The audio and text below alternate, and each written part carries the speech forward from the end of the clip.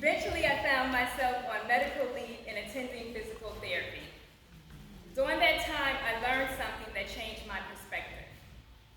The body is connected. Our minds, our hearts, our emotions, and our physical health are all intertwined. When one part of us suffers, it affects the whole person. Yes. Before I could move forward, I had to give myself permission to heal. Part of healing is practicing self-care. And just so you know, self-care is just not for women, it's just not for men, it's for boys, girls, it's for all of us. For me, self-care meant making a difficult decision. I took a leave of absence from work knowing I would go months without a paycheck.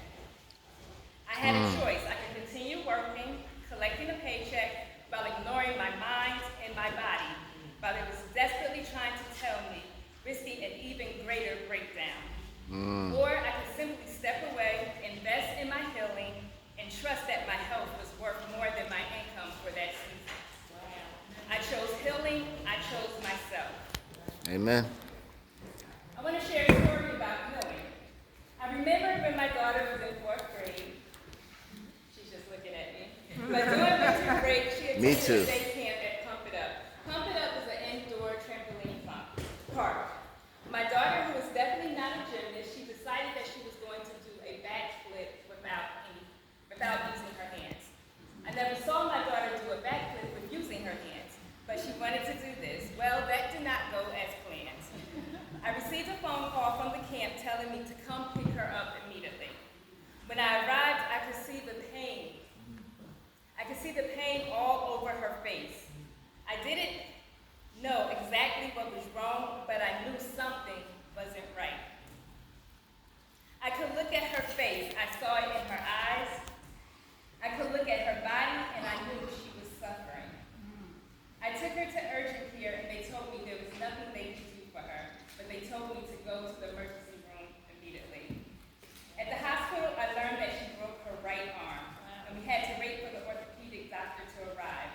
They gave her heavy drugs to sedate her, and he manually pushed and pulled her broken bone back into its proper position. Does that sound painful? Yes. Was that painful? I would imagine that it was. I would imagine that that entire experience was painful for my little daughter. She was very frail during that time. After he put the cast on, she was still in pain. She was in pain for a few days, and I knew that her recovery would be a process, and it would not be an overnight process. Let me ask you a question. How many of you ever had to heal from something? Maybe you've been in a car accident. Amen. You had to heal. Maybe you had surgery. My sister said she had a 9-hour surgery. You had to heal. Amen. Maybe you've been sick. Had to heal.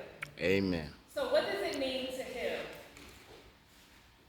You have to give your body time, patience, and intentional care.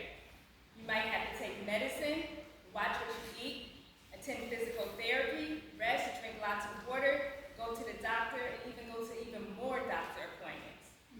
Healing can take time. It can be 3 days, a few weeks, a month, a couple of months, and even years. But we allow our body to heal. Every healing will not be physical. There is something called emotional healing. And sometimes we are comfortable with the fact that it can take days, weeks, months, or even years to heal physically. But we expect to heal at a faster pace when it is emotionally. We understand that a broken bone doesn't heal overnight.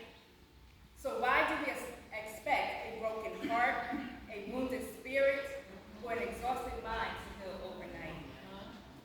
Allow yourself the grace and time to heal. Stop saying get over it or you got this. Keep pushing, just push through it. My mama, grandma, and aunt did it, so I can do it too. It's not a flex to burn yourself out. Amen. It's not a badge of honor to sit in the hospital because you did not give yourself time to recover emotionally. True strength is recognizing when it's time to heal.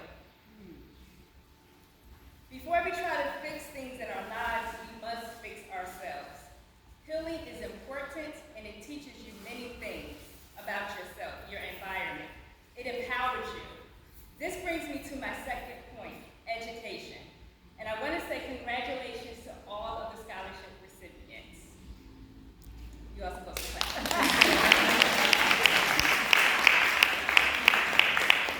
Education is lifelong. During the school year, I ask my children every day, what did you learn today? Sometimes they tell me nothing. I'm just shocked. Every day we should be learning. We do not have to be in a classroom to learn. Experience, it will teach us. Learn from your mistakes. Learn from others. Find a mentor. Find a mentee. Learn from them. Pick up a book, a magazine, attend workshops. You can log on to Facebook, Instagram. They're always offering free workshops. And if none of that resonates with you, I'm shocked that I'm going to say this, but go on TikTok, Instagram, learn. However you choose to learn, just keep learning. Learning does not stop at the 12th grade, college, or retirement. It's lifelong. Education is growth.